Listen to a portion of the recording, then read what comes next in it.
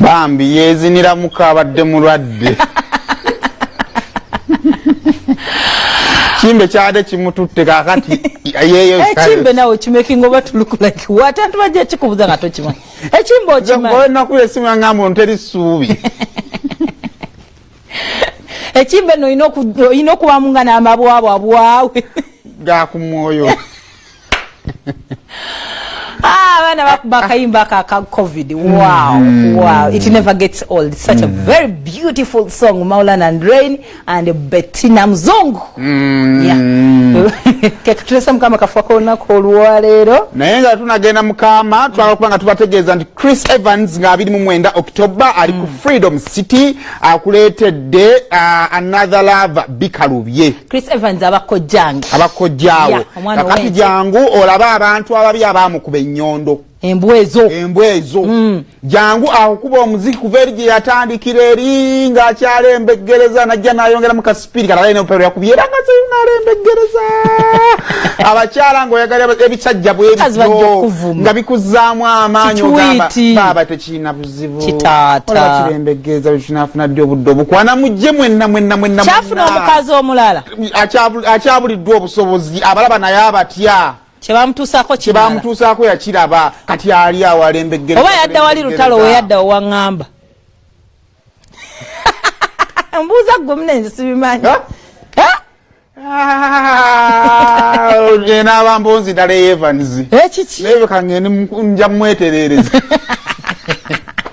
ovanga gwo wetagottereza naye nga kale ku Freedom City okuyingira omutwalo gumu VIP emitwalo gigenda kubeera 3 abayimbi b'eggwanga bonna bamuwerekeddeko ye Chris Evans Kaweesi mmere nga tumwegattako kale atawo ng'ovuddewo David Tala kyatambula neno weekend agenda kubaddamu okutambula ng'agenda atambuza concert ye eyakabisi kandagala ndoza weekend nje agenda okugenda Luweero Mubende Luweero anda Kyotera n'Ekyotera so mujje mubere nga ate muwagira David Lutalo ng'atambuza kabisi kandagala concert n'abayimbi bonna bagenda panga bamuwerekerako benda ngo omuntu yambaza David Lutalo ne yebale mu shozo nabera namuletera empale ya turn up emasamasa kubana yawo wakoma nekinyuma yanyuma nnyo twali emeganga bagamba bambi ababwashanana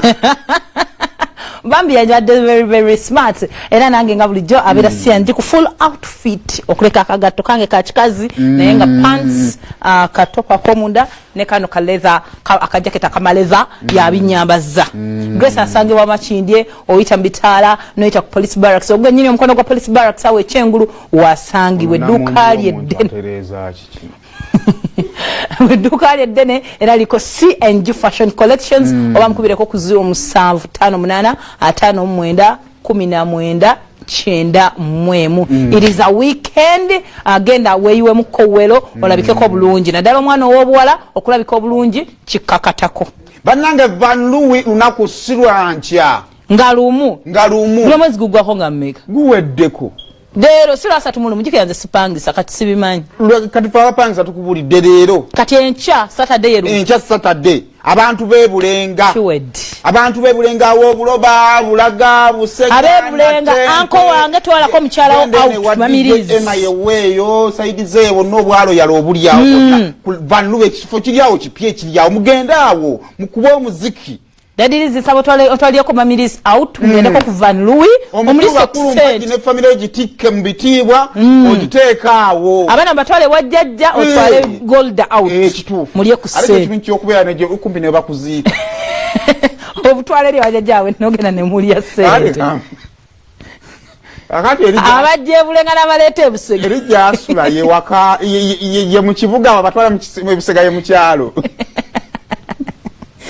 Andai kale kate wate yewe aje akyagala asula mukyalo okusinga bazadde be kati eba success eyo ama mukama konako olwaero ambadde nsaba nga bwe mbadde njogera ku bigambo byogenda out abagala namugendeko out kitofu mu creating memories mu relationship yamwe actually journey that living journey y'obulamu gyotambula memories zino ze zituvuga n'ogamba naye kale siganye nafumbira goni naye kiddaniero kyange nga buli bojjukira mwekubanga piro ojjukira yakutwalangako out nalize ndi awo nandala nnyo emizannyo egyo gya piro enda okujjukira nga piro z'abaddugavu mbeeramu ngoye zitakyakutuuka jiini epesa neriko mwana ko epesa lya jiini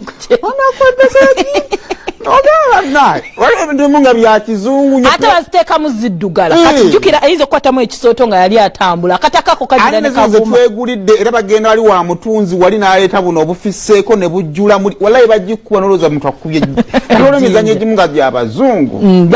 teginnatuuka. Life is a journey and a journey creating by memories. So tobeera awo munno kulwokuba ng'otula ewaka nosasula bills osasula ennyumba masannyalaze TV and all that ebyo bya bulijjo byolina okukola ebyo byolina okukola muzadde ajjukiza mwana nti nakuweera wali oyagala ani ampeerera ani yanzaala you know then namwe abaana abeewaana ayinza mami wange mulabirira maama wo oba tomulabirira muleka abeere ng'omulalu ku kyalo ffe tumugeye okitegeera naye extra things byokola ebyo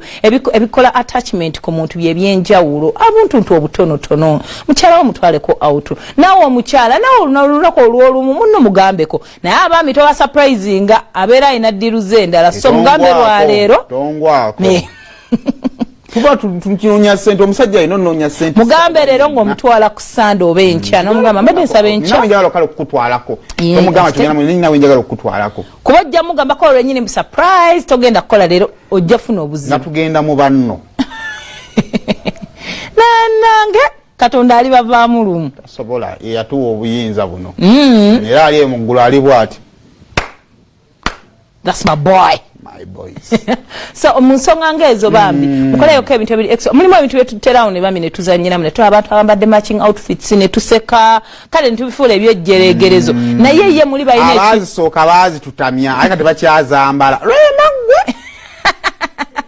naye bambi bwe obuntu obutonotono abantu bagamba oh my god n'atunako kyobanga ebiseera ebisinga ebifaananyi bye tutwalanga ekintu ekicreatinga memories kati ne mubikolwa n'ebintu bya bulijjo kyanga mwagala nnyo okwekubya ebifaananyi n'oddamu n'oyita mu simu yo n'ogamba nange abalina alubamu n'ogenda n'okebera wano twali tukyaguza kino wano twali tusere omanyi buli bwoddayo bwoti olaba waliwo time bw'otukanga olaba ekintu kyoyitamu kinene nnyo nga tosobola kukiwanirira kati nga weetaagayo ebintu ebisukka ku bigambo bya hafi ng'ebintu bivamu gwe kati bw'olugenda mu bifaananyi nolaba kino twakiyitamu olaba kino twakifuna kati ogenda okulaba nga ebyokufiirwa bingi okusinga ku bikutuuseeko exactly so ne mu bino ebintu bya bulijjo eri abaagalana nti ebiseera ebisinga tulina challenges nga semu wabadde agambye nti ekintu kiyinza okujja ne kibakuba mukama katonda leero kino nkisukka n'owulira nga kye kisinza obunene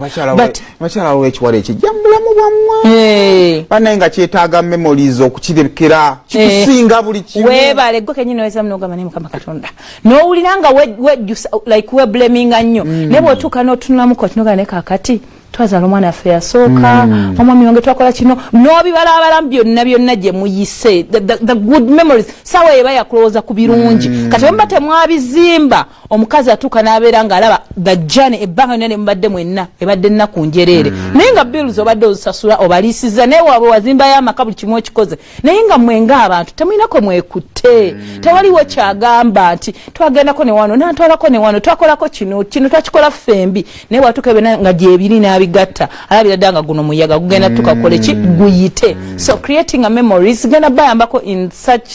times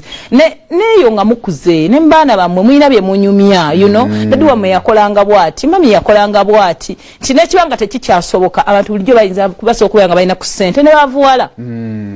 naye togenda sanga muntu ddala nga balina naye mbanga mwazikolanga memories was creating a mumbeera ntino yali yakyavu sigamba bagagga bokka nti obutonotono obwo tikijja tuuka nga nemunaba temukyasobola ku affordinga kukola kintu kyonna ali someone ajja kubeera appreciative tetukebera mitima gy'abantu naye era omuntu nekabeera nga kaali kantu katono nnyo kaba kakola amakulu mayitirivu nnyo so as we are going into for the weekend creating a memory akasobola bakumanga abantu abantu bayigino balinga obuntu obutono obwo jera obodde wakamuletere yaka neka bakatono bwe kati ate simutwalira akaseke omugambe soda jja wakati mu ntambuza y'omukwano gwammwe